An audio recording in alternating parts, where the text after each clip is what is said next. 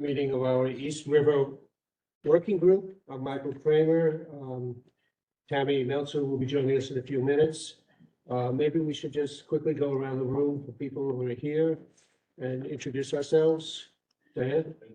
Hi, Diane Lake, currently representing the East River Alliance. Okay. Leila? Leila Rodriguez-Co, President of the City Club of New York. Trevor? Trevor Holland, Chair of Parks and Waterfront for Community Board Series. Thank you. In the back? Nancy? Fanning from the Great office. Hi. Celeste Ryo from the Manhattan Borough President's Office. If you guys could please, just come for the, Jump out. that's okay, just, Alright. yeah, Because of come on up.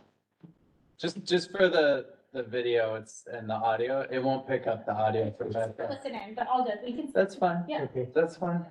David, please introduce yourself. David, come up. David Sheldon, here. I'm a member of Save Our Seaport. I'm also a waterfront advocate. I think I'm wearing that hat today. Okay. And I'm Zach Balmer, District Manager, CB1. I'm Tammy Meltzer, Chair of Manhattan Community Board One. Okay, and let's ask our friends online to introduce themselves as well. Who wants to start? You can go ahead. My name is Ariadna Chua. I'm a neighbor on the Lower East Side and a member of CB3. Hi, Vinny Cerrito. I am a community board member, also the chair of the Transportation Committee. I'll go next. Paul Goldstein. I chair the Waterfront and Parks and Cultural Committee of Board One. Andrew Zelter, CB1 board member and vice chair with Paul on the Waterfront and Parks Committee. Rosa Chang, Gotham Park, and CB1 member. Luca Licea, I'm the District 3 manager for Parks. Hi, everyone. I'm Sam Moskowitz. I'm the board president of Gouverneur Gardens Housing Corp. Everybody, I'm Dan Byers. I work for Senator Brian Kavanaugh. I'm Michael Marino, and I am the board president of Friends of Corlears Hook Park. I guess I'm supposed to speak. Valentina Jones. I'm the president of Lower East Side Power Partnership. Nancy?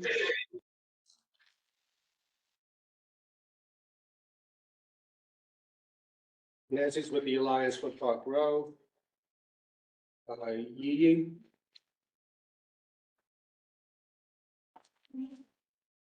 Okay. Good morning, Tanya Castro-Negron, president of Lands End 2 Resident Association. And I'm also joining as the community engagement coordinator of Two Bridges Neighborhood Council. Thank you, Tanya. Apologies, Valentina Jones. I'm also here representing the Friends of Pier 42. Diana? Hello, Latasha Khan, president of Two Bridges Neighborhood Council. Thank you. UDC, Diana? Hi, everyone. Diana Sweettide, New York City Economic Development Corporation. All right, so let's get started. If we have long memories, we'll remember that our first meeting was on in the beginning of January when there was a different administration in Washington. And so if you ask me what's new, things have changed a whole lot. Our purpose today is really to go into a lot more depth into the research that we're doing, and then to talk a whole lot more about just the idea of an East River waterfront park, perhaps. Right now, this is just a working group. And, just to go through everybody's thoughts on that process. So, Tammy, did you want to say some words to start off with? I just want to say that keep in mind the detail of the working group is everything is on the table, because that's what working means, is that we're all sharing and doing. We have many people who sit with many hats, I'm going to call Andrew Zelter out, who is an important voice sometimes with the youth leagues and bringing the youth league perspective, because he's not only on CB1, but he is part of DLL goes all over the districts. So I think it's an important thing to remember that everyone comes with their own perspective and there's no perspective that's incorrect. It's always just a point for discussion purposes, which is what we're all here for.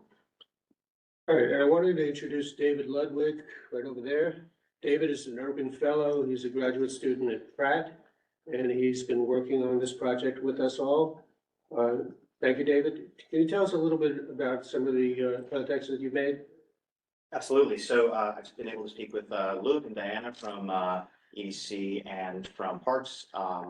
I've been able to speak with Noreen Doyle from the Hudson River Park Trust, as well as someone from the Red Hook Conservancy and the Rise to Resilience, which is also part of the Red Hook Business Alliance.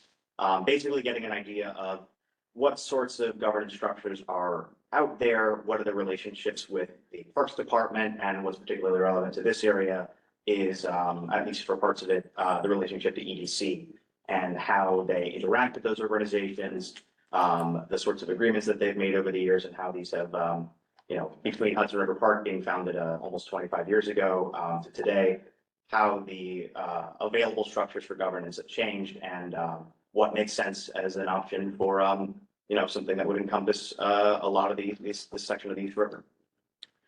Okay, thank you, David. Zach, can you put up Ariadne's, we have some more people who have just come in. Could you introduce yourself? Yes, hi, I'm Ryan Gillum. I'm a member of CB3 Parks Committee. Thanks, Ryan. Thanks, Sean. So I want to just kind of remind everyone before we pull up the slides why we're here, and what we see and how we experience our east side. And I'm going to call it the East River waterfront side, because I have the short-term joy of being also the chair of the Hudson River Park Trust Advisory Council. So it's a role that the three CBs rotate. So this is partway through my rotation as chair from CB1, but it rotates among 1, 2, and 4, right? And I've had a really great opportunity since becoming chair of going to a lot of different openings on the Hudson River Park Trust and walking up the west side and going to fireworks and having quiet, open recreation space on piers. Not everything is commercial over on the west side. There's a ton of just public space. Then we walk along the east side and the Parks Department does what they can, but we have a lot of fragmented segments on the east side. We have one park that everyone targets to go to because it's the only asset that we have. But imagine if the asset wasn't just one place for people to go to, but everything's connected with parkland. Right now we have the Harvey Driscoll Walk that is in a complete state of disrepair and Parks doesn't have the budget to fix it. And it has, the Friends of group that it kind of had supporting and pushing it along isn't a funded group. So where are we left? We're left with broken parks, which we've talked about before, is how do we look at the east side? Should it all be just commercial? Should EDC get to decide what happens on the east side, which is, let's be honest, the largest growing area for residential development lately, right? Or should we have something, and how would it work to create something that there's a entire length of the East River Waterfront Park that really is something for the public to enjoy, not just get to one place, stop there, get around to the next place and stop there, but how do we connect all of it and spread the people out so it's not concentrated in drops? That's an important cosmic conversation that we need to always remember in the whys and think about who and where and when. And that's next to Ariadne's. Okay, so let's go to some slides that Ariadne has put together. And Michael, before we start, could you just clarify, because I think there's been some confusion or just people don't understand. The boundaries that we're talking about and the name, I know there was. The name, The name is just. The name is. Just clarify that the. The name is, it's the East River Working Group. We could call it an East River Waterfront Park if we ever get to that. It's not the East River Park. That has a name, that has a geography. That's not what we're talking about one of many different nodes all along the waterfront on the east side of Manhattan. And the boundaries are, Boundaries are 14 down to the Bowery. 14 down the Bowery, but the entire length of the stretch, not just East River. Yeah, that's the point. That's the point. Thank you, Chairman. The point would be to connect it all. Correct. Like the west side feels really connected and synonymous, and there's wayfinding and branding, and people have access to many things along it, and there's security. They've managed to solve a lot of the current struggles that we have on the west side. So you have a choice, we can either go the path that's been going, and EDC manages the multiple little pit stops, however EDC and the vendor wants it, or we can really have a community voice for what the east side should look for. Because they've done a really good job over the years of dividing us by project. Like you can apply about, here talk about Pier 40, or here talk about Pier 6. But no one's talking about how you get from 6 to 40. No one's talking about the public realm. What is the public experience? Not with just the tour operator or the tourists, but for the people who live here and may want to go picnic on the east side on a Saturday with their family. What does that look like for everybody? Right? If you're riding your bike, what does that look like? Is there a space to teach your kids to ride a bike on the east side? I know there is on the west side, right? Is there a place to grab more than one to be able to sit and read a book on the east side? If it's crowded here, can you go there? How do you connect there, and how safe is it? And how do you know? How do we protect? The biggest thing I heard from Aixa was people don't understand that playground at Hamilton Madison isn't public, it's private, because there's no signage and there's no place for them to go. So people hang out where they're not supposed to. I just wanted to make sure. Sure. Thank you. And Andrea has just joined us. Do you want to just introduce you? Hi, everyone. I'm Andrea Gordy. I'm the chairwoman of Community Board 3. Excited to see you all here, and apologies I'm late. I ran in just as intro started. Okay, Zach, can you start the, Ariadna, do you want to share your screen for this, or do you want me to hold it? I can share it. Great.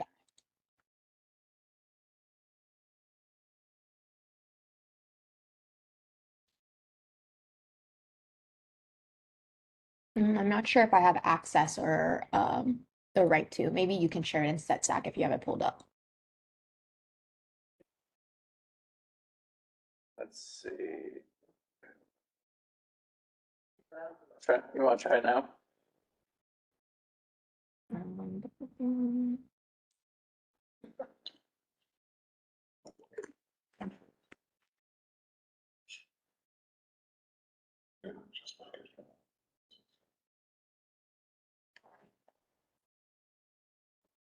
Yeah, for some reason, it's not letting me share. Okay. Got it. Perfect, thank you. So good morning, everyone. My name is Ariadna Chua. I'll be presenting some general information that I hope will be valuable in guiding our conversation today. So a bit about myself. I'm a resident of the Lower East Side and a member of CB3. I'm currently the chair of the Economic Development Subcommittee and a member of Land Use, Housing and Zoning. And I've been living in East River Co-op for about 3 years now. And that's really what stemmed my interest in this group. When I heard about it, like many, I'm excited about the park reopening and thought it'd be interesting to hear more about potential conservancies, and started doing my own research, which is culminated in today's slides. I will caveat really quickly this presentation by saying that a lot of it is just preliminary research. I've spoken to some of the conservancies, but mostly a lot of it is from different financial statements and reporting. And I know that there's certainly a lot of people on this call that might have additional insights. So really look forward to hearing from everyone, and please feel free to jump in as I go along. Presentation should be around 15 minutes. If we could go on. Sure, Dave. So Ariadna, I just want to clarify, your title slide says East River Park and Esplanade. But as we were discussing a minute ago, this is not actually limited to East River Park. This is the East River Waterfront. Yep. So I know, I just wanted to call that out again because I know that people have been concerned that this is specifically targeted at East River Park. And so just wanted to make sure that anybody who just joined understands that this is like the East River waterfront and not East River Park. And we'll make sure that we have that note going forward on everything that gets sent out. So it's East River Waterfront Working Group. Mhm. But the problem is, once we said that, Mark Levine was like, but I've already done a study of the waterfront. And he was talking about the river and the river uses. And so it's, I think, part and parcel to the understanding of what the community is. There's not one holistic vision of everything. Somebody studies the water, somebody studies one part, and then nobody studies everything except for those of us who live here, walk here and work here. So perfect. Thank you. Ariadna. Yep, thank you for that, Diane. Definitely a helpful clarification. So we can continue to the next slide unless there's any other comments to start us off.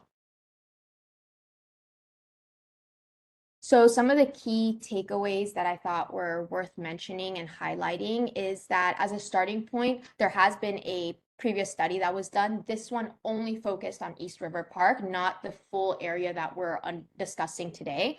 But it might look familiar to some. I think there are people on this call that work directly on it. But basically, it was a study on stewardship that was performed as part of the East Coastal Resiliency Project. And some of the key takeaways that I thought were worth highlighting is that the end recommendation in terms of structure was an alliance. This is in part to leverage on incorporating existing organizations that have already been maintaining and helping program the park.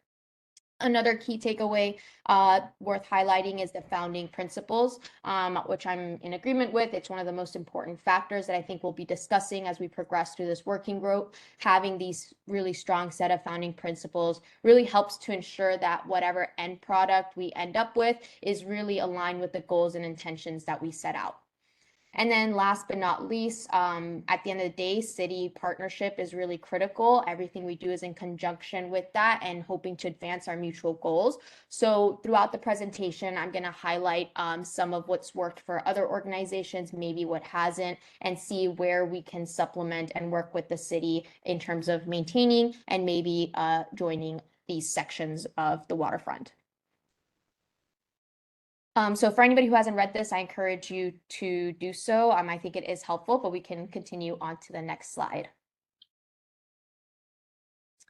So to begin with, here what I did is look through the different financial statements of 3 different organizations, Hudson River Park, Brooklyn Bridge, and Bronx River Alliance, and calculated on average how much they're spending to operate their parks. As you can see, Hudson River and Brooklyn Bridge are spending around the same, between $170,000 to $180,000 per acre, and that's a significant more amount than Bronx River Alliance. The key reason for this is that they fully operate and maintain their parks by themselves, versus Bronx River Alliance does it in partnership with the Parks Department and really is there to supplement a lot of what the Parks Department does. So that's figures to keep in mind. The reason I'm highlighting them and why I think it's important is because when we talk about the park's boundaries and what we might want as a community, a significant consideration is going to be the potential revenue streams and how much we think it would cost to operate the park. Ariadna? Yes. I just want to note, there's also, you and I have spoken about this, and we're going to work on getting a couple more examples with David as well. For example, the Battery Conservancy in the Central Park and the High Line. And the reason is, when you look at the governance of these, for example, Bronx River Alliance does not actually operate. The operations of the park is Parks Department, if I understand correctly, from them. And whereas the Hudson River Park Trust owns everything, so they do everything. And there's a different modeling level. So we're trying to get, in the next presentation, we'll get the middle ground for those conservancies that actually operate the parks, but the land is still owned by Parks Department. All right. Sorry, Ariadna. Nope, thank you. Thank you for that input. Continuing on to the next slide. And like I said, to anybody that's on the call, if there are any comments or questions or concerns that come up, please do feel free to jump in. So here we just have a map of downtown. You can see East River Park as well as some of the resiliency projects that are in progress or that are upcoming. And what I wanted to highlight here in particular are some of the EDC sites and leases in A, B, and C, because that will really factor into potential revenue streams. Next slide. So here, if we take the average operating cost calculated based on the three organizations I presented a couple slides ago, and we take an estimate, a conservative approach, so really looking at the higher end of what that operating cost could be, the park boundaries in its current state and how our waterfront looks like does have a pretty limited impact on the overall cost, but a significant difference in terms of potential sources of revenue. So if we start from 14th Street and make our way south to Pier 36, we're talking about 57 acres. On the higher operating estimate cost, it'd be around $10 million. And here the main site, based on just EDC leases again, and the existing commercial sites that exist, it'd be around $500,000. If we move that boundary further south in what we're discussing through this working group, down to the Battery Maritime Building, you're talking about adding around 10 acres, about $1 million more in estimated operating cost, again, based on the way the waterfront looks like today. But the potential revenue increases significantly to 4.2 million, which would lead to about having $64,000 per acre versus $8,000 per acre. Again, this is what based on the EDC leases, how much they spend or how much each of these tenants pay into EDC directly. Not saying we would get that maximum amount, but in terms of the money that exists within the park, this is what we're looking at. This is quite a few figures that I shared. If there are any questions, I'll pause here. There are questions in the room and hands up, so thank you, Ariana. Go ahead. Thank you so much. Just a quick clarification question. How does a 57-acre boundary brings us to an operating cost of 10 million? And then if we add quite a bit, the operating cost only increases by 1 million, whereas the potential revenue drastically increases. Can you speak to that? Where is the additional potential revenue, and why is the cost marginally higher for the larger footprints? Yep, that's a great question. So maybe actually if we could go back a couple slides to the map, I think visually it helps imagine better. The most costly part of the park maintenance, and that's that bulk 10 million, comes from what exists as East River Park today, right? We're talking about ball fields, we're talking about a lot of grass and greenery area, and that's certainly a more substantial part of the budget.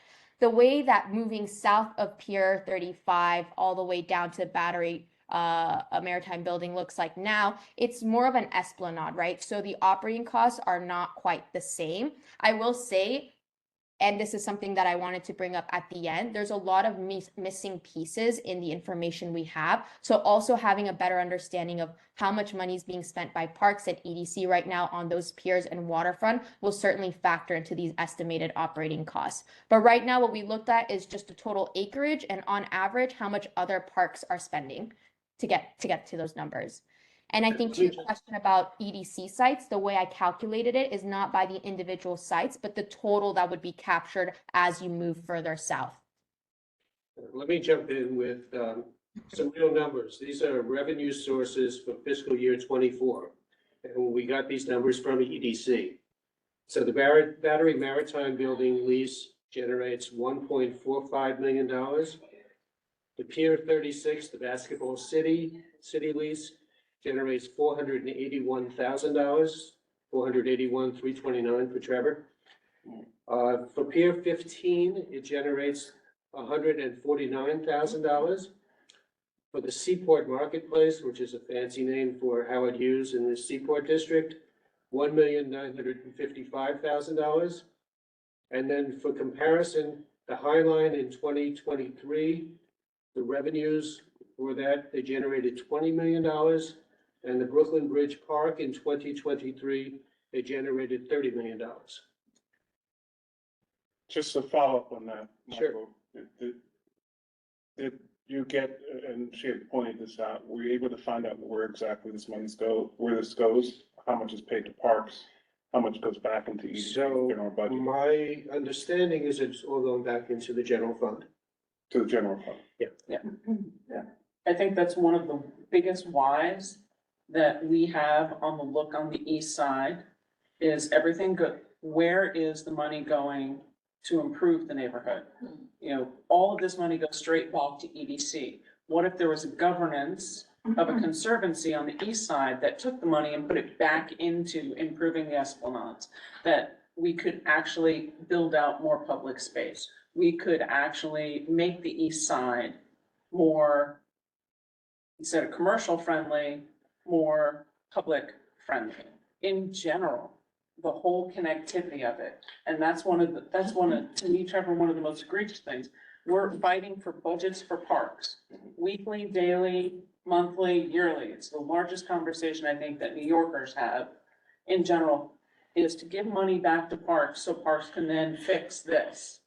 We know the money's coming, but it's not getting there. And certainly on the Hudson River side, you know, the parking from Pier 40 goes back to the Hudson River Park Trust.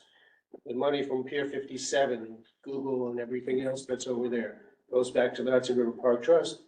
And, you know, that's how they can do all the things that they do. So if you go back to the slide with the table, so the revenue. Yeah, I think it's Like a little projected- misleading, you know, to take an aggregate number for the year and then to try to break it down in terms of the acreage and, you know, it's a little misleading. What are the boundaries of the acreage? Yeah, no, but I think, no, I think it's super interesting. So, 4.2 million per year, if you bond that over 30 years, you can do great things. And now you see, thank you, exactly what we're envisioning for the east side. I mean, for those people who live all the way down at the tip of the island, or actually anywhere south, I think, in Community Board 1, east or west, if you're gonna go up to the East River Park, which I have for 10 years for baseball, soccer, whatever, it's not great to get there in any way, shape, or form, right? And with the construction issues that we've had, which we were told it's short term, but 10 years later, the construction is still somewhere there, right? And it's not, you can't blame parks if parks isn't given the money to do what they need to do. And we had from the first meeting, a slide that we had that showed how much money, no offense to parks, but how much money parks was given in the last 8 to 10 years, right? So it was pre-COVID spending. COVID took a huge hit. They finally, 4-5 years after COVID, were made close to equal to what they were the year before, but then it was dropped again. So this is a problem that we have because at the same time, Parks has assets that need repair. So it's not as if their costs are diminishing and yet their budgets keep getting diminished. So, you know, here we are, always arguing about the same things. And I guess my question is for all of us who use the East River Park. We are so stoked when it reopens. How long will it be able to be maintained at the level that it is from the day one? I have a question about that number. I think someone said it's costing 10 million a year to operate the current East River Park. Did I hear that correctly, or am I misunderstanding? That was the number that Ariadna came up with?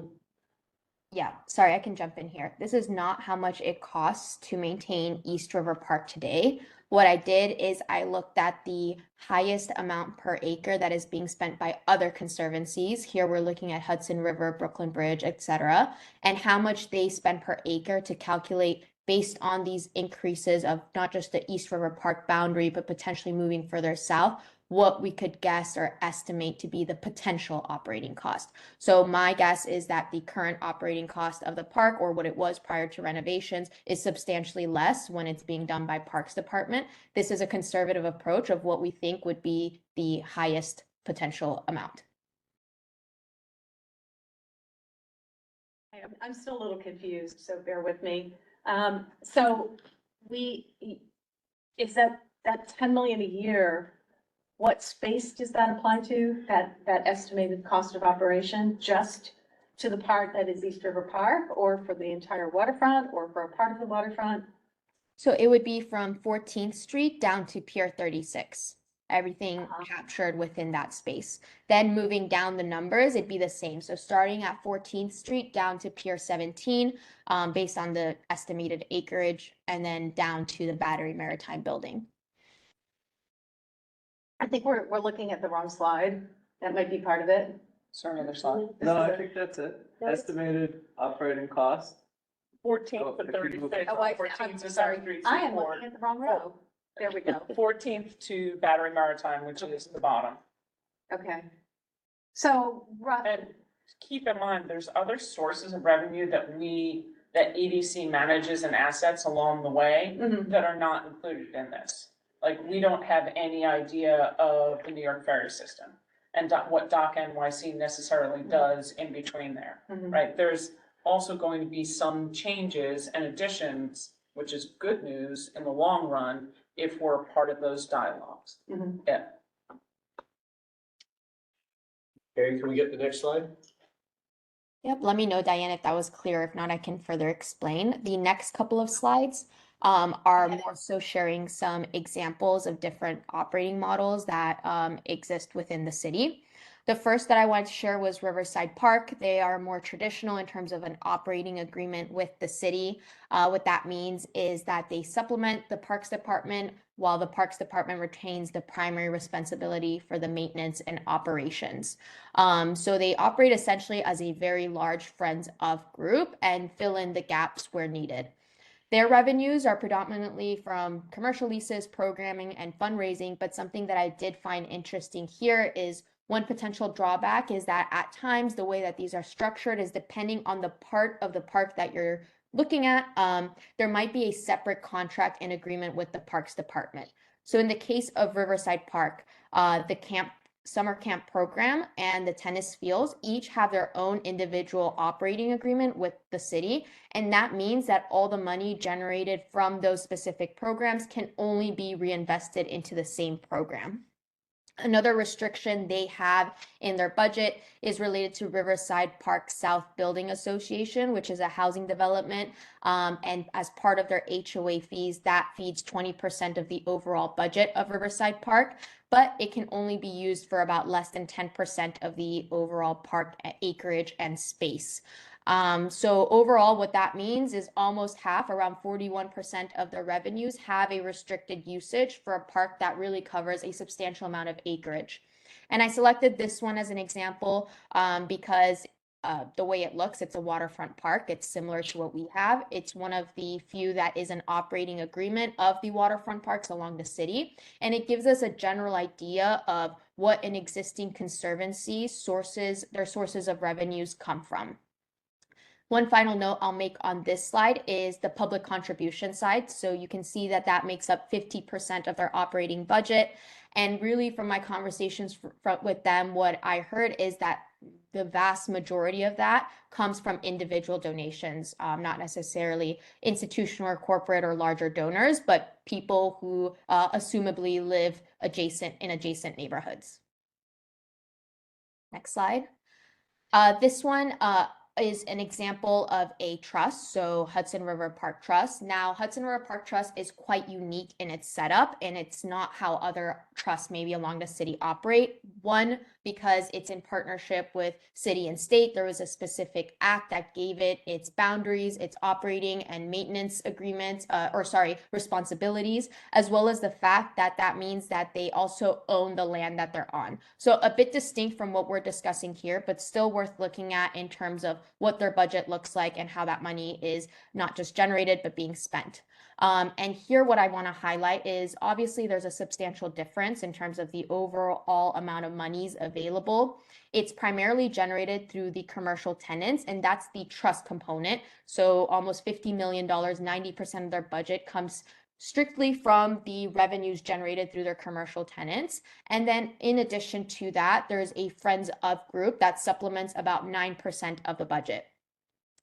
So to preempt what some of you might be thinking, Hudson River Park is very different from East River, not just in the context of how it's created, but in the end model. And so this might not be the best example in terms of governance structure, but I still think a worthwhile point of comparison as we look into some of the details of budgeting and flexibility in how you can spend that money. And one last thing I want to note here, again, in terms of the Friends of portion. So similar to Riverside, and I think this is important because realistically, a big part of any fundraising and budgets that are created for any of these conservancies comes from fundraising, right? The Friends of group, from my conversations with them, is really concentrated in terms of who donates in Tribeca. So for both Riverside and Hudson River Park, what we're seeing is that there are maybe these wealthier neighborhoods and enclaves that are really driving the individual donations component, which supplements the budgets, or in the case of Riverside, makes up at least half of it. And I do think that's an important consideration when we look at the east side and potential revenue and fundraising models, how that might play out differently. So just another point of consideration. Again, I'll pause here just in case there are questions or comments, but I only have one slide left just to kind of recap and other things that we might want to keep in mind moving forward in the group. I want to note though that Hudson River Park Trust does not own all of the land. They primarily do, but there are still privately owned piers on the west side that they do not own. And they do not manage some spaces and piers along the way that EDC specifically has sole jurisdiction over, like the marine terminals and things like that. So it is, while it looks like it's all Hudson River Park Trust, they own the connectivity included from point A to point B, but not the assets on the water in many places. Where 57 is theirs, you can take a look, the marine terminal is not. Some of the private tourist piers are privately owned. And that was baked in there. So it's not as holistic as we'd like to think of it. In some spots it is, in others it is not. Thanks, Ariadna. Jack, there was a question. There's a hand online, Rosa. Thank you. I was just curious what the other designation is under the Friends of group contribution, since it's 47%. That's a good point. I think if I remember off the top of my head correctly, a part of it is programming as well. So not necessarily from a members program or people that are individually donating, but some of the programming and fundraising events that they do. So this might also include maybe bigger corporate contributions. But I can definitely take a look at that more in depth and send it to you if you're interested in to have a more detailed breakdown. Excellent. Thank you so much. Sure. Yes, that is true, because Friends just did a presentation at the advisory council for their revenue generating, and they do a large amount of programming, and they do, they are the ones who organize and structure the corporate volunteers for the park as well. So there's different revenue streams within the other. Okay, let's get the summaries. Another hand up in the room. Oh, sorry. Layla. Thank you.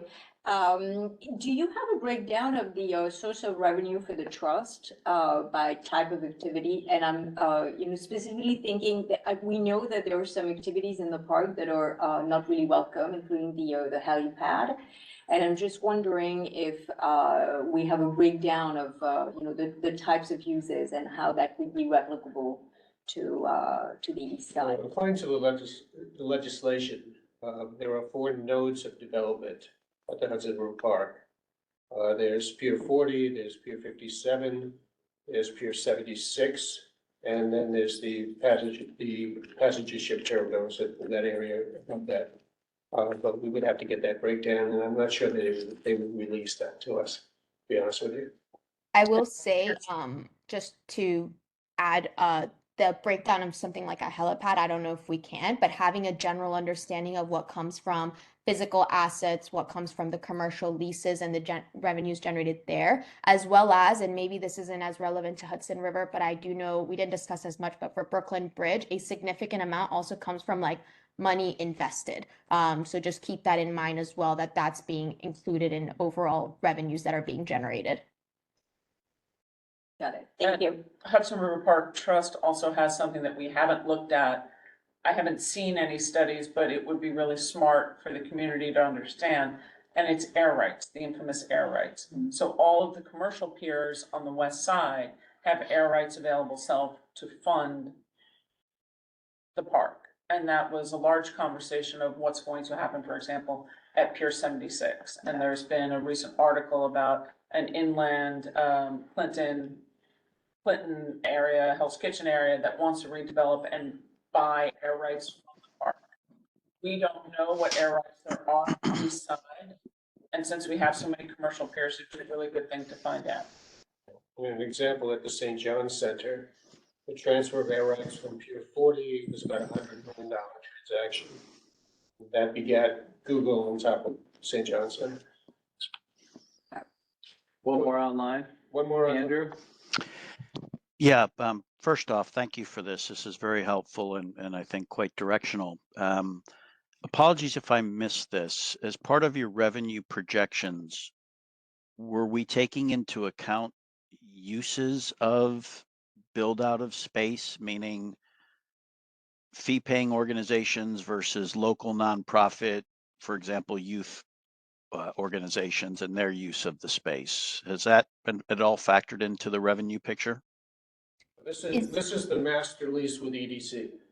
Oh, sorry. So once, Got it. This is the rent they pay to EDC, the money they receive, and use Basketball City as an example. EDC gets $481,000 a year. Basketball City gets whatever they get for all the things that they do. Right. Okay, got it. Thank you. All right, let's go to the last slide, please. Need to move along.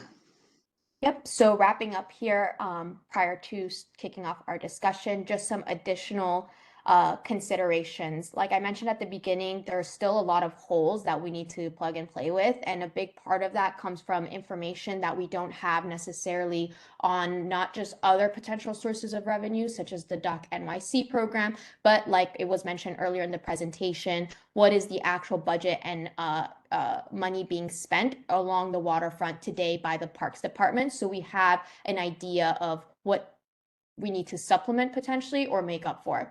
A second key thing that I think is important, and I hope that we have time to discuss during today's conversation, is community engagement goals. So, continuing to engage not just with people in this call and existing community organizations and elected officials, but what do we want to do moving forward? Larger format groups such as today, smaller, is that something that people have capacity for? As well as making sure we're gathering public feedback from people who aren't necessarily in these calls and discussions. And last but not least, reflecting on past studies as well as maybe the information we might have by next meeting in terms of the fellow and having more details there as well. But the Bronx River Alliance was listed as a target operating model in the prior studies. 6 years forward, is that something we still want to strive for? What are some lessons learned and maybe analysis that we can perform to see what Bronx River Alliance has done right? And is that what we want for our waterfront today? So thank you all for your time. I really hope that this was at least helpful in terms of a starting point for today's discussion. Happy to take any final questions or to launch straight into considerations and further talks. Thank you. Rosa, you have your hand up? No, I was just laughing because the presentation was amazing. And so thank you for putting that all together. It was so helpful. Thank you. Valentina? Yeah, my question earlier I had asked, the one park we're talking about, are we talking East River? And so I would say the majority of East River Park goes from Delancey Street to about 12th or 13th Street, which is majority next to Baruch, Lillian Wall, Jacob Reese, and those are New York City Housing Authority developments. And I'm not sure, but I don't think I see any representation of them on this call. And I would think it would be very important to get their input because this one park that we're talking about, East River Park, is across the East River Drive from mainly NYCHA development. So I would hope that we get their thoughts and their input as to what they would want on the other side of the drive from their homes. We have had representation. They may not be here today, but they're involved in everything that we're doing. So, and HPD would need to know as well. But yeah, it's not, they're always invited. Whether or not they come, they get the meeting minutes after and everything else and are definitely a part of it. Okay, I just think that in terms of outline, number 2, outline community engagement goals, I think it would be really, really important if that's the one part that we engage Baruch, Lillian Wall, Jacob Reese, because that's what's on the other side of the river from them, and that's NYCHA housing, affordable housing. And so I would just think it would be extremely important to engage them. We agree, Val. Definitely. Okay. Okay, so let's open this up to some discussion. I think we threw a lot of numbers at you. I think everybody understands that the more resources that are available to a park, the more you can do with it. Certainly, everybody understands that the money that has been available has been mostly coastal resiliency money, which is a one-shot. They build something and then there's no operating and maintenance that follows. Trevor, I know you always were concerned about Pier 36 as an example, when there was no follow-through with operations and maintenance, and that was a problem. That's more so for Pier 35, 35, off of I'm sorry. 36. But just to note that if you take a look at the waterfront from East River, let's take 14th Street all the way down from the Battery, coming into the inventory is a slew of basically brand new parks, and that's sure. East River Park will be completely new. Pier 42 is new. Pier 36 is supposed to have some renovation.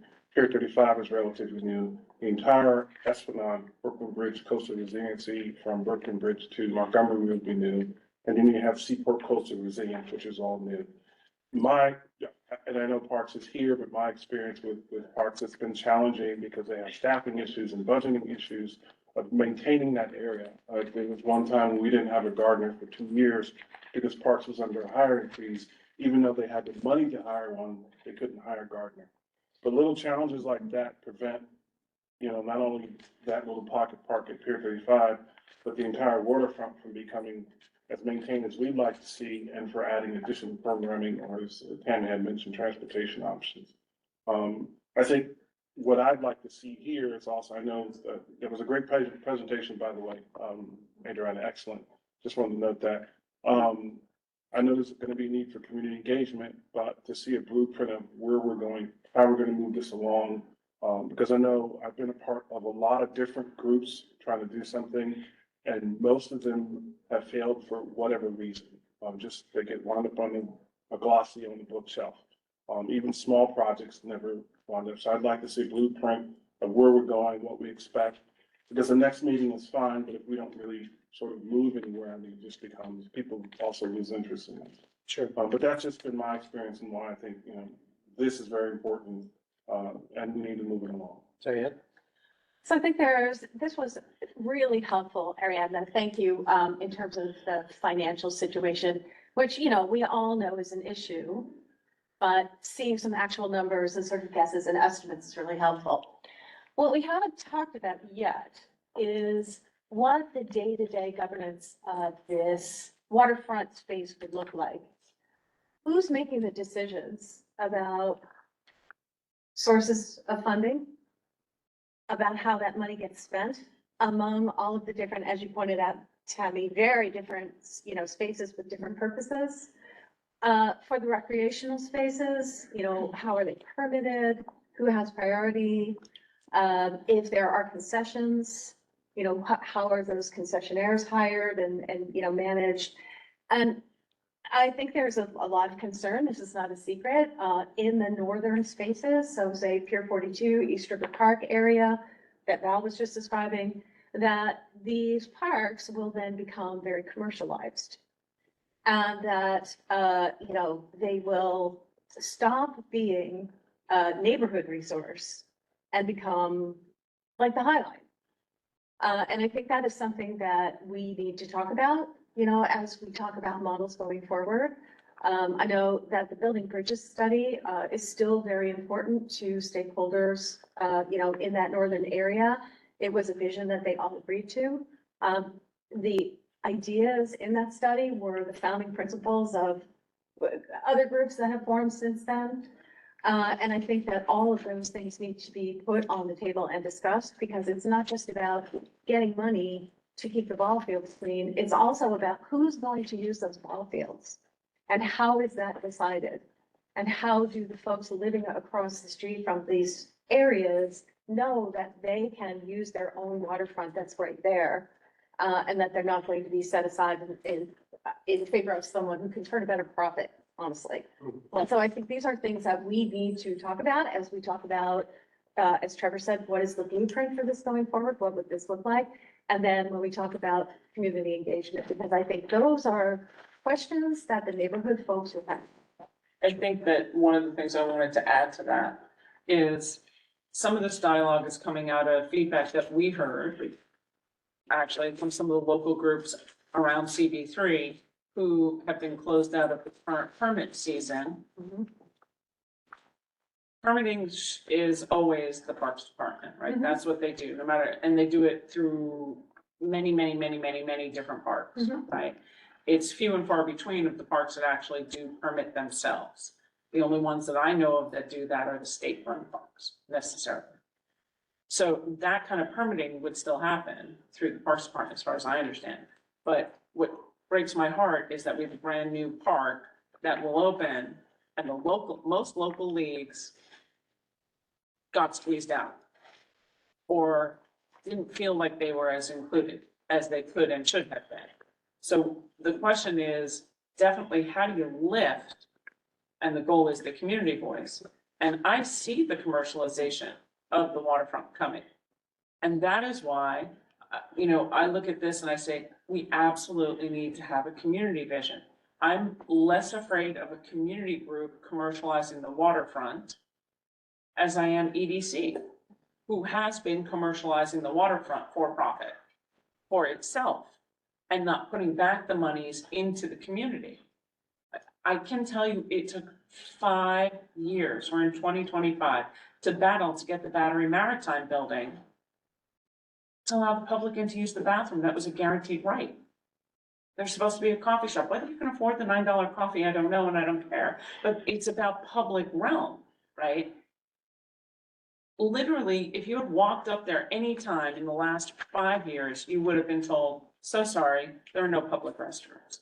And this is kind of the pattern that we see on EDC all the way up in every asset that they manage, because they are managing for economic development sole purpose to get more money to come back in. And that money is not coming back into the communities. Let me just add to And that is what my thought that this organization can do, is be a voice, however we structure it, to get the community in there and to get the money put back in instead of torn out. Let me just add to something to hers real quick, is that there is a line, and because I was part of the first attempt at this, but there is a line where EDC manages up to Pier 36. That's basically all EDC. From 42 up is all parks. So I think we need to be aware of that sort of line. I mean, I know we want to bring together, but the commercialization is really from 36 down to the Battery. We have a section that Parks runs as well. That's further down. Yeah, I'm just. Yeah, but it's in chunks. Right, You know what I the mean? It's distinction not- of the EDC area versus the parks, because what she was pointing out was the fear that people have at East River Park itself from 42 to become commercialized. I think what you're really talking about is from 36 down to there. Sure, right? Yeah, I just want to say that I thought, I think one of the things that I hear, is about these founding principles matter, which is one of the key components that came out of that first study. And there's a lot that's happening on the table, and I feel almost that there is a good amount of agreement on many of what people would propose as the founding principles. And maybe that's a document that could start to be developed by this book. What are the founding principles?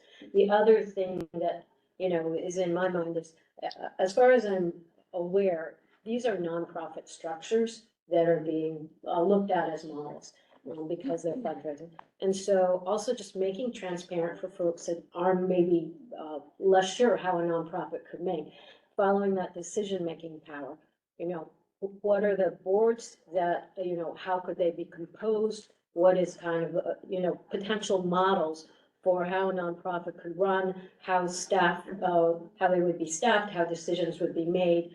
I think, like, again, laying out the way that Ariana was, helped us understand the finance, we could be looking at, kind of operating models. Sure. And how the public and how community voice would enter into those. Sure. Well, I mean, we can break into smaller committees after this meeting, and we can bring that information back to our next meeting. I think that would be great. Nancy? Oh, I'm sorry. Fanny. Fanny, I'm sorry. It's okay.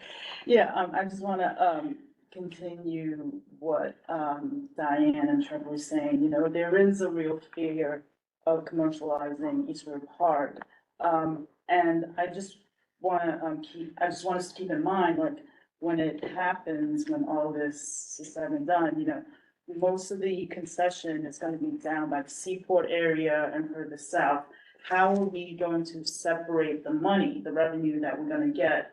How are we gonna separate, like, which part, how much money is gonna go towards the park as opposed to Seaport and further south area where. So there's the more real concession. question is, who's gonna make the decision? Yeah. Is it gonna be government making the decision? Is it gonna be the community making the decision? Are they gonna work together to make the decision? We haven't figured that out yet. Right. Is the answer. Yeah, I'm just saying, Yeah. something to keep in mind. Right. Leila? It's really super insightful and just to piggyback on what Tammy was saying, I think that really the core of the conversation today is about governance, right? And what kind of governance we can put in place. And I think that there's a great deal of agreement on the founding principles, but it's great. So how does this governance would look like? Would it be a conservancy? Would it be a public benefit corporation? And how, are we at the stage where we're actually starting to think about how it's gonna look like? Because if it is a conservancy, then it could be, it would have a sort of like non-for-profit status. But with the revenue that would be anticipated to come in, there would be an opportunity to borrow or issue bonds eligible for all other sources of funding that would give actually, the ability to do a lot of the work. And then this is where, making sure that everybody is on board with the vision and, making sure that it is community driven. But I think that pushing, because I assume we're gonna get pushback from EDC. I don't think EDC is particularly interested in giving up any of their turf. And parks, maybe not, but maybe we should think as almost as technocrats on, how that would look like, while others are gonna think, the bigger picture. Because I know that we're very good at big picture stuff. Right. We know that EDC is watching us right now. Yeah. Hello, Diana. And I think EDC is looking for input from a group like us. This is not necessarily the whole group, but it's some concerned people. And the idea really is for us to try to get our act together so that they don't have to get their act together. Okay, they're in the development business. They're not running parks. Down at the Seaport, they're not maintaining the Esplanade, as an example. They've handed that over to parks. So, their goals are not necessarily aligned with our goals, but if we can separate them out, we're in good shape. So who do we pitch, if we want to go the route of the conservancy, who do we pitch that to? Who is it So I don't want to get ahead of ourselves. And Right. David, who's sitting at the end of the table, one of his jobs as the urban fellow is to go down that road. Right, and to help figure that out, because we do need that help. Right. And I'm gonna send around a piece of paper, anybody who wants to work on the principles. just- Yeah, absolutely. Here's some questions on that. Yeah. Okay, who do we have over there? Oh, I want to also, we're going to get to the next person. I just want to also note, when we take a look at what the city's direction is and where we're going, one of the things that popped up in my feed that another community board chair sent me was the privatization of our public spaces, which goes to the commercialization. there is a new quiet rule that's been rolled out for anybody who has pedestrian plazas in their neighborhoods. And we see the DOT trend to convert quiet streets into pedestrian plazas, that they will be allowed to privatize 33% of the seating and space for the nonprofit, or profit, depending on the partner that it is. And we looked at that, and there's a public comment that's due in April as a general sign of how you think the city is looking at assets. So once you have what's supposed to be a pedestrian plaza that's done for public benefit, public good, my question is, if it's supposed to, create open space and things for public benefit, then the city's gonna privatize 33% of it for profit. Is that retroactive? Considering that every contract that the DOT does could be changed, every contract, because it would be the new rulemaking going into DOT. And I think that really says a lot about the look of what the city has about the public assets, which does, I'm not one who runs around usually with, Chicken Little, the sky is falling, but it is a concerted direction when you see Parks Department defunded and DOT funded to manage public spaces and then privatize them. And I think that that's a direction that the city has long sought to go because they recognize it's money making. And that's not a good direction when you're looking for a holistic vision, right? Okay, if anybody wants to join our. There's two questions on that. Yeah, if anyone wants to join our principals committee, please indicate that in your chat. Anybody online who's interested, please say that you're interested. Andrew, I think you're next. Andrew Jessup? Sure. I was just going to comment, and this is perhaps a bit granular for the meeting, but the question about governance, particularly as it pertains to permitting. And I know Luke is participating, so I'll let him weigh in as well. People may be aware Parks has overhauled their permitting process. And I think it really aligns with the recognition of resources benefiting community use. So they have really prioritized nonprofit organizations serving local communities, in particular youth. And that has displaced a number of these for-profit organizations that are using resources to turn a profit. So I think going forward, we're perhaps more aligned as communities and the Parks Department as we have ever been. And hopefully that will continue as we bring more of East River Park online. Okay, thank you, Andrew.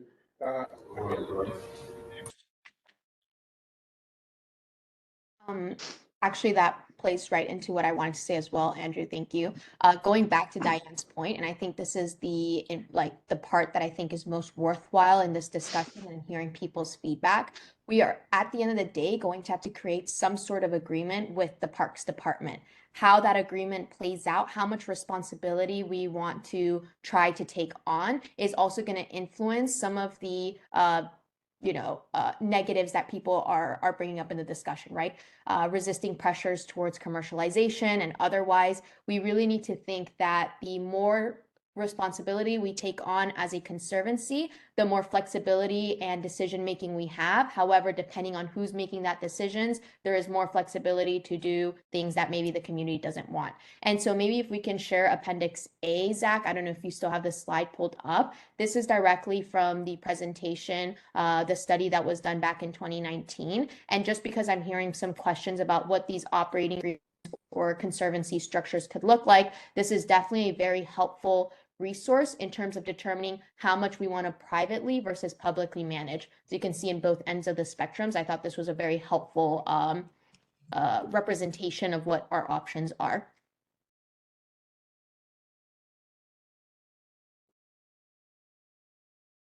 The couple raised hands. Okay, Sam, you're next. Thanks. I really appreciate this presentation. It's a lot of good information. Do we have any idea how much of the money that EDC is bringing in then sort of goes to funding the maintenance and the operations of the areas they're under control down in South Street? And I do share a lot of the concerns that, many people in the community have about the commercialization of East River Park. I grew up in this neighborhood, I went to that park as a kid. I go there as an adult. I take my kids there. And I appreciate that there's nothing there that is commercial. But on the flip side, you look at Hudson River Park and there's so many options for food, for beverage, and that might not be exactly what we want on the east side, but I know all the people that have been here for 40 and 50 years, but I also know a lot of people that moved here in the past 5 or 10 years, and they're like, why can't we be more like Hudson River Park? Why can't I buy a soda at East River Park? Why is the nearest option 10 blocks away? Why can't I have a beer out here and enjoy the waterfront? And it's nice to have it not be commercialized. But if we want to have this larger plan, I mean, there needs to be all options on the table, I think. And EDC obviously is a big part here. They're listening, and we'd love to, I think, speaking for myself, obviously, not for the group, to have some sort of commitment from EDC that they would put some of this money back into this grander plan that's being developed here. And, we're looking, I guess, as a group for a $10 to $12 million operating budget approximately on this plot of land. And starting with $3 or $4 million from EDC is a lot better than starting at zero. So thank you. All right, I don't want to put EDC on the spot right now, but I think the answer to your first question was zero. Perhaps EDC could answer. Yeah, I mean, I don't have those numbers at my fingertips right now. I've heard a number of questions along the way in more information that's being sought on EDC and EDC assets. It would be really helpful to have those questions in writing. I'm happy to take them back to our partners in asset management and see what we can get together across the Dock NYC portfolio or the ferry portfolio. I know some of the ferry stuff is public. But to have those questions in writing would be really helpful, particularly because so many of these things are often asset specific. So I don't know that I could answer that in one way for all of the assets. And I will also mention for context, because I think it's important as we think about the long-term vision for the East Side. Obviously, the FIDE Seaport Master Plan is something that's quite long-term. It's still underway. While the funding for that project, we don't obviously have all of that funding. It's a huge project. It requires billions of dollars, and it's an unfriendly political and funding climate right now. But the long-term vision of that plan is eventually to turn over this new swath of area on the east side to an entity that's not EDC. And even at EDC, we recognize, we are really good at doing construction. This piecemeal asset management is leaving something to be desired here, and we are not the right entity to overtake long-term and maintenance operations for an area like that, which is why in conversations that I've had to date with the community board, with Tammy, with Michael, and other folks, is why I think it's a good time to have this conversation and what folks want to see or don't want to see. And I know that's something you're developing now, and as that kind of picture continues to develop, obviously, that's a conversation that involves entities outside and beyond EDC. So the more specific you all can be in what you want to see and inform and all of that would be really helpful. But as we are here right now, and as you're still collating information, having those questions in writing would be really helpful for me to be able to get the information that you're looking for. Okay, and David Ludwig, who is our urban fellow, has been in touch with you on numbers. And David, if you would be kind enough to stay in touch with Diana and try to get all that information from her in writing, that would be appreciated. Okay, are there other questions that we want to address to EDC that David could take down right now? I would like to see some follow-up to the slide presentation. I know Adriana did a great job, but I think some of her questions should be included in that one pager to EDC. Agreed. Okay, and David will have a copy of that. Anybody else? Who else is online? Anybody on Rosa? Rosa, you have your hand up? Yeah, thank you. My question isn't to EDC per se. I just wanted to share that it costs a lot of money and takes a lot of time and effort to take care of public space. And I'm just speaking from our experience with Gotham Park. We do it on a volunteer and bare bones staff basis. The litter situation is insane. Sadly, the human bathroom usage is disgusting and horrifying and frequent. And so when we are talking about the fact that we do not want to necessarily commercialize these spaces, I just wanted to give, I guess, a warning that if we don't, as a conservancy or a trust or a nonprofit or a whatever, think about how are you actually going to build the income to be able to pay for staff to actually maintain these spaces. I can tell you that public space goes from like really awesome and welcoming and beautiful to really gross and scary and not a place that you would feel comfortable walking in a heartbeat. It could literally be just a couple of days when you haven't touched it and you haven't picked up all the litter, suddenly everybody thinks it's a garbage can. If it starts to smell of urine because somebody is using it as a stall, then other people won't feel comfortable being in that space. And so we do really have to be mindful whenever we build up the framework for how this actually works, recognizing the realities that Parks Department is still the only department, that the agency that hasn't had their budget fully restored and that their staff are being cut. That building a bathroom, I think I was at the Parks Department City Council hearing and they said it costs like, don't quote me on this, but I think it was like over 2 million, closer to $3 million to build a single bathroom. And recognizing that even the bathrooms that are there just are not maintained to the point where we feel safe using them frequently.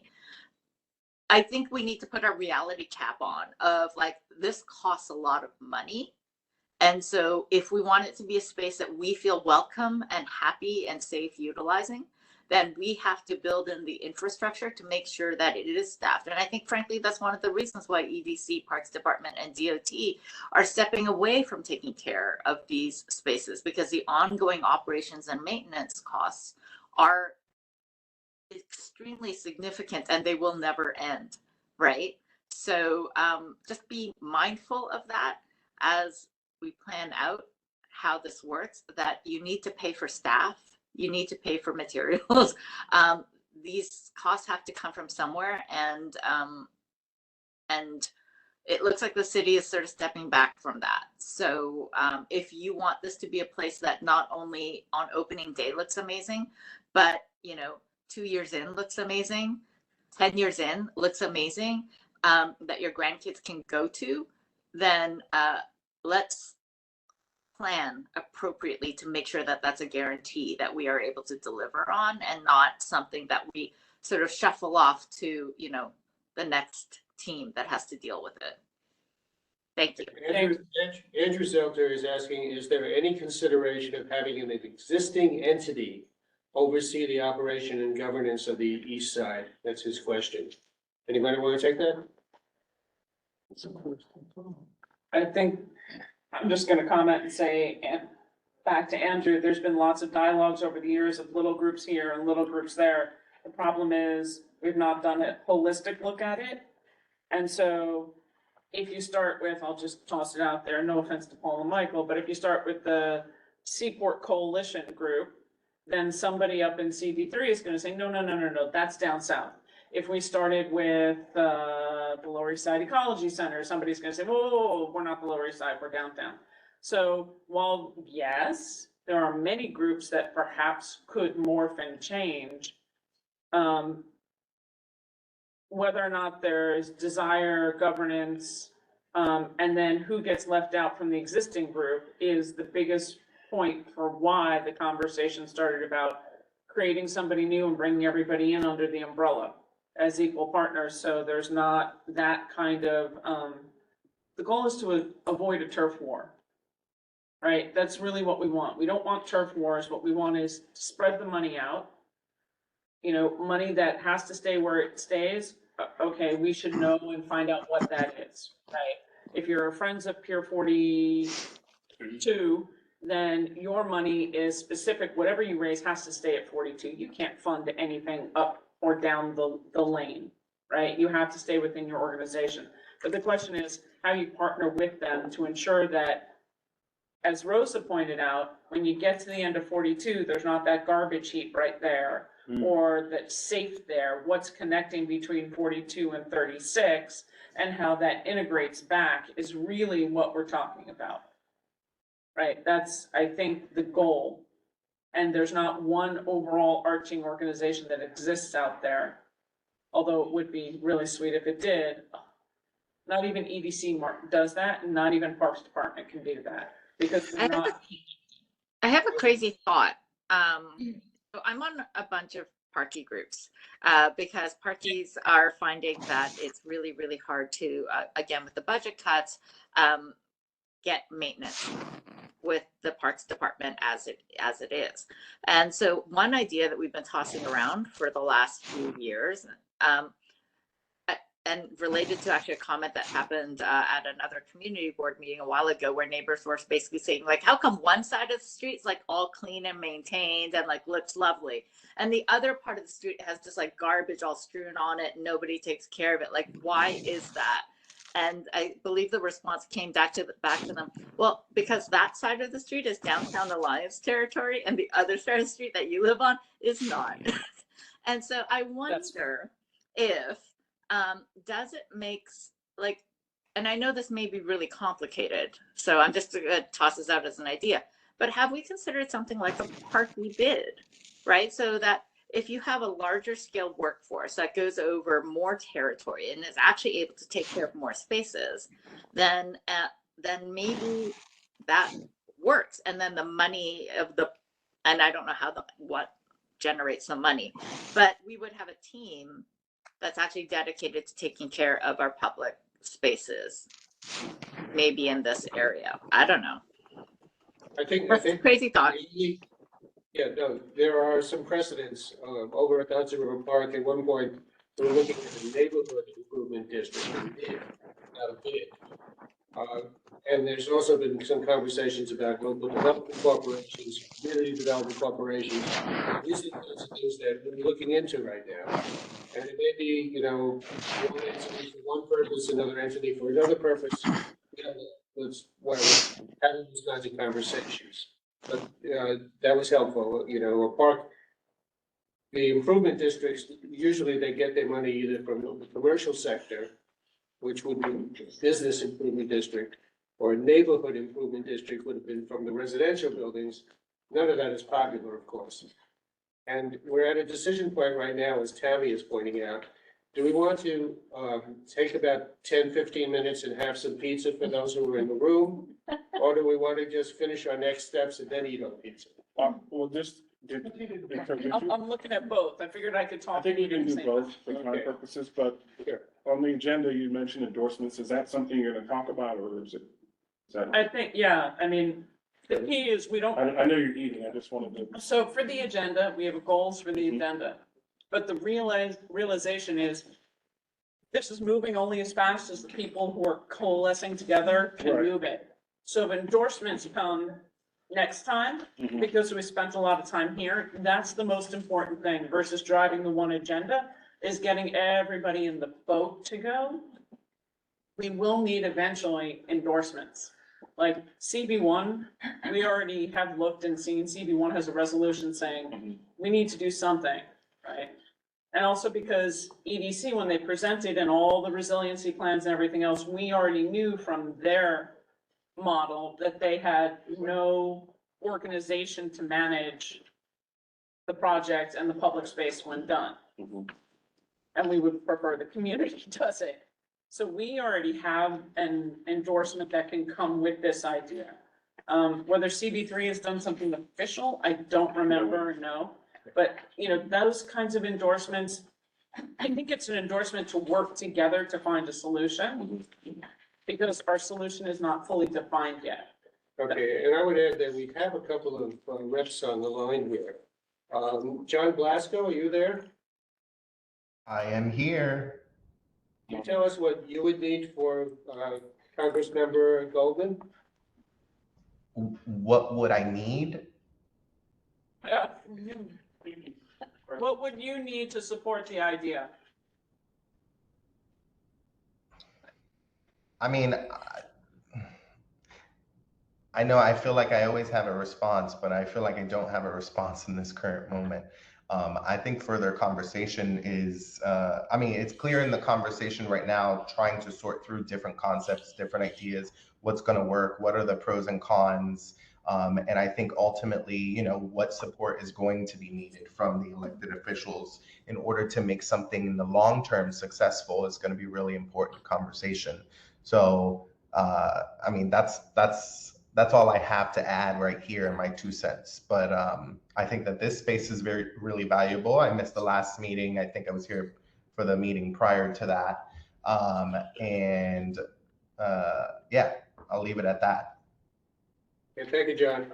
Dan Byers, do you have anything? I think you're just putting folks on the spot. Absolutely. But I think, you know, what people will agree to is a community-led, community-driven effort where everybody is on board and committed to working together. And I think the elected officials would be able to buy into that. Okay. Does that give you an answer, Trevor? Yeah. Okay.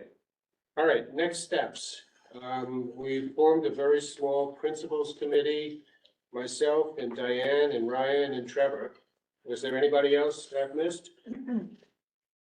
Since we do have people who couldn't make it today, Right? we may want to reach out to them We and can ask keep it them. open. Yeah, exactly. Whatever, and we'll coordinate amongst ourselves to find a time and a place. We've talked about governance structure. Certainly David will have his opus finished by the time of our next meeting. And we're generally meeting every 2 months unless we need to meet sooner. Tammy? I think we should meet in April. Because I think we've made a lot of really encouraging discussion today. And I would not like to lose necessarily the momentum so we can have David present. I would agree.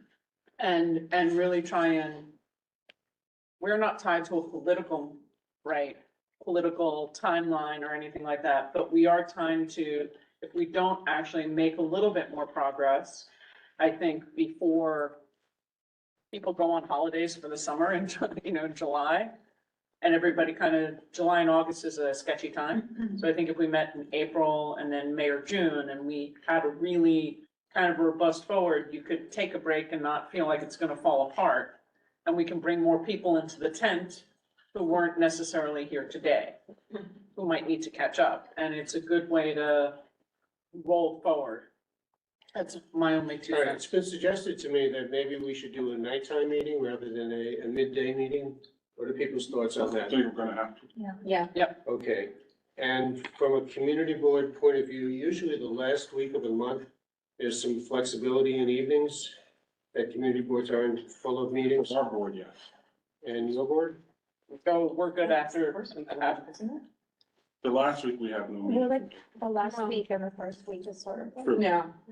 We're on, So, for better for worse, for our elected CV 1 and 3 tend to be on the similar timeline. Yeah. So we have many less meetings. We have one the last week of the month. And so if it's not a Tuesday night, we should be fine. so Wednesday, April the 30th, would that work for everybody that evening? Yeah. Okay, and tentatively here, if we can get this space in the I'm, technology again? I'm working that night, me personally, but I'm not integral. It could be anything. We wanted to, there's no April 31st. We could do Want to do that Monday, we could do the 29th, actually. 29th? You can do May 1st. We could do May 1st, May Day. All right, how about May 1st? Is everybody good with that? We'd be good, It CV might 1 be a would very be, busy day at 15. yeah, May Day. This year especially. We could do the 28th, which is Monday, the 29th, which is Tuesday. I'm not available Monday, but I'm available Tuesday. All right, so Tuesday, April 29th? 27th. Oops, sorry. 29th. Sorry. Everybody online, does April the 29th work for you in the evening? Or a rep, or someone from your organization. Or somebody from your organization who could be here, we're not too picky. We'll find a space, Okay. whether it's, All right, so April the 29th. yeah. And any other next steps? Well, I wanted to add one thing, is that just from comments and from people talking to me, and what has happened to some other projects, what I'd like to see avoid is that there are a lot of nonprofits in CD3, huge concentration. I think whenever folks hear about other groups or nonprofits, they get a little worrisome, primarily because there isn't a lot of money to go around for nonprofits. And sometimes they see it as, well, you're adding another group that might take away from our group. So I think that needs to be discussed to make sure people are comfortable. And because I've heard that, this, I may not get money for this because of this group, but just keep it on, be aware of that concern and figure out a way to address that. Okay. I was thinking about this, and it's a little bit of a circular thought with the general governance.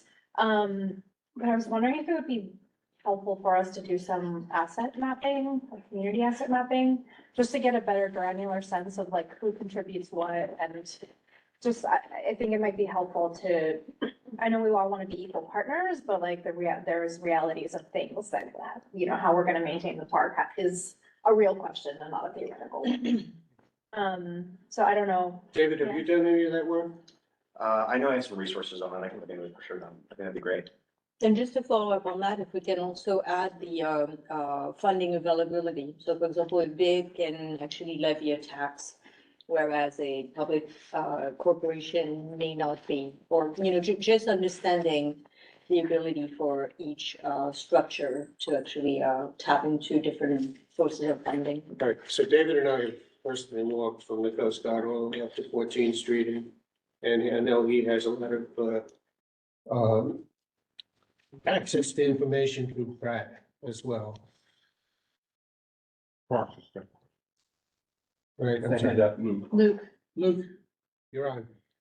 Hey, everyone. I just wanted to, just to reiterate on the District 3 manager for parks. While I love all of this, we're not going anywhere. So when we're talking about maintenance, we are taking it on our shoulders to do the maintenance. We would love any support. And so I love this conversation.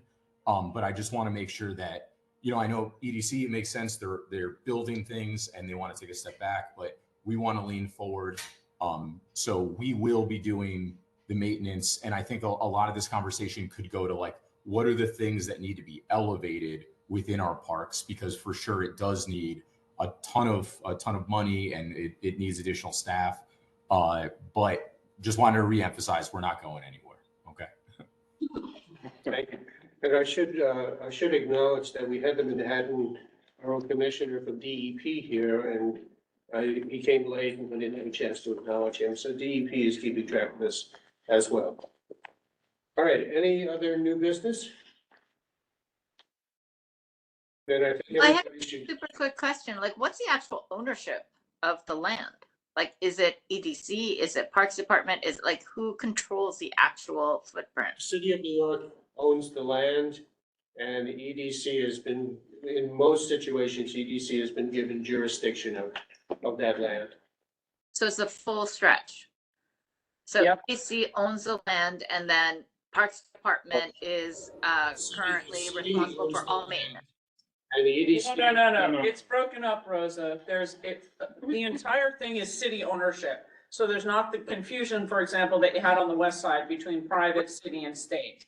It's all city owned, but the question is whether it's city owned in parks or city owned in EDC. Those are the two entities.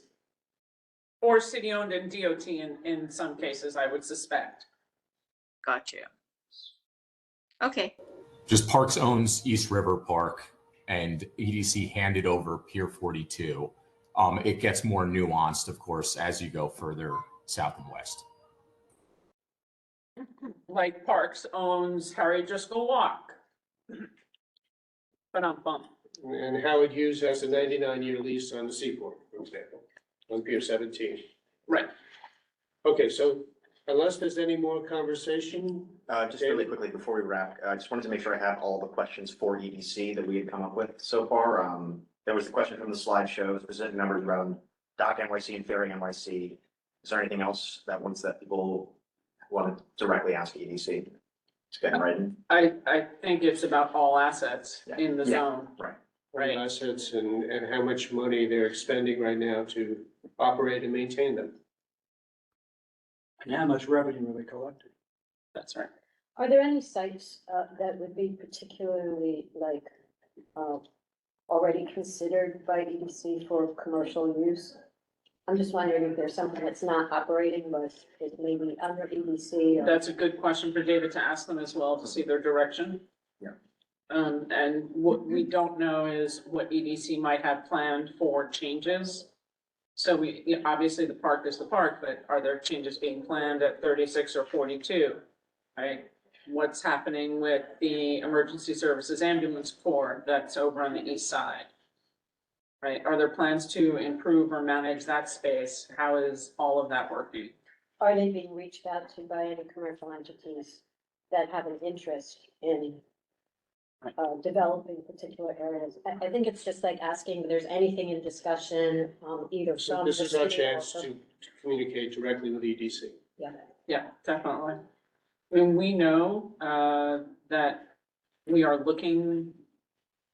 Community Board One has long advocated for the new market site to do a public, active and passive recreation space in their facility to be able to start to link the east side.